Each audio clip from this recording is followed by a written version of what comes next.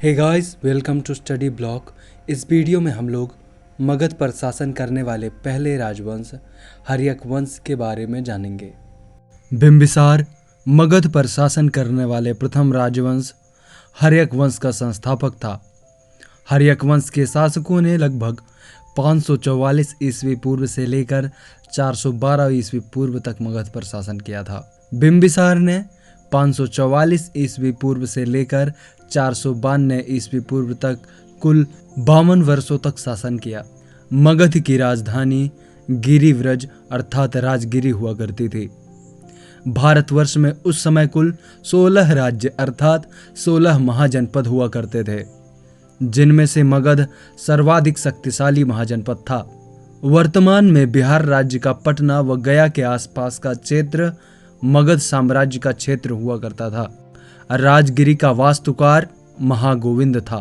Bimbisara light of Asia कहे जाने वाले गौतम बुद्ध का समकालीन था तथा स्वयं भी एक बौद्ध अनुयायी था, जिसने बेलवन नामक उद्यान बुद्ध व संघ के निमित्तों को प्रदान किया था। जैन साहित्यों में इसे श्रेणिक कहा गया है। बिंबिसार ने अपने राज्य विस्तार के लिए वैवाहिक संबंधों का इस्तेमाल किया। महाकौशला, चेलना तथा क्षेमा इसकी 3 धर्मपत्नियां थीं। बिंबिसार और चेलना का पुत्र अजातशत्रु हुआ।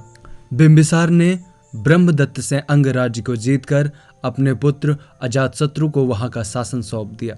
जीवक बिंबिसार के राज्यवैद थे। अवंती के राजा चंडप्रद्योत जब पीलिया रोग से ग्रसित थे, तब बिंबिसार ने जीवक को उनके इलाज के लिए भेजा था। बिंबिसार की हत्या उसके पुत्र अजातशत्रु ने की थी। हर्यक वंश का दूसरा शासक अजातशत्रु 492 ईस्वी पूर्व से लेकर 460 ईस्वी पूर्व तक कुल 32 वर्षों तक शासन किया था। इसे कुड़िक और पितृहंता कहा गया है।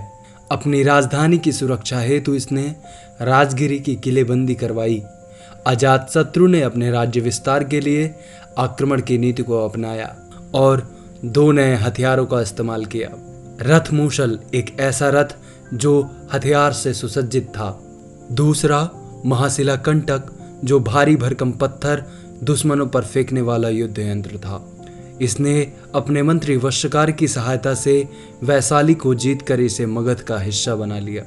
अजातशत्रु पहले जैन धर्म को मानता था, लेकिन बाद में वह बौद्ध बन गया। इसी के शासनकाल के दौरान प्रथम बौद्ध संगीति सप्तपर्णी गुफा राजगिरी बिहार में 483 ईस्वी पूर्व हुआ। इस बौद्ध संगीत के अध्यक्ष महाकश्यप थे।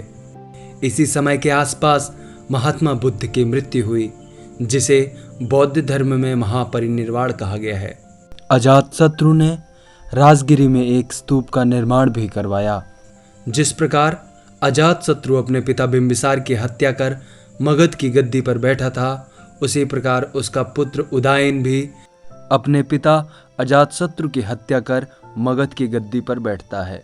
इसने 460 ईस्वी पूर्व से लेकर 446 ईस्वी पूर्व तक मगध पर शासन किया था।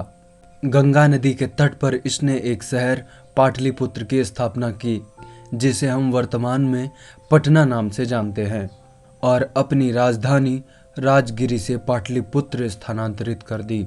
उदयन के शासनकाल के दौरान मगध का साम्राज्य उत्तर में हिमालय से लेकर दक्षिण में छोटा नागपुर की पहाड़ियों तक फैल चुका था। उदयन ने अपने राज्य विस्तार तथा उसकी सुरक्षा हेतु राजधानी परिवर्तित की थी। उदयन जैन धर्म का अनुयायी था। बौद्ध ग्रंथों में इसे पितृहंता, जबकि जैन ग्रंथों में इसे पितृभक्त कहा गया है। उदयन के बाद उसके 3 पुत्र अनिरुद्ध मुंडक और नागदशक क्रमवार मगध पर शासन करते हैं। पुराणों और कथाकोश में नागदशक का नाम दर्शक मिलता है। 412 ईस्वी पूर्व में हर्यक वंश के अंतिम शासक नागदाशक की हत्या उसके ही सेनापति शिशुनाग ने कर दी और शिशुनाग वंश की स्थापना की।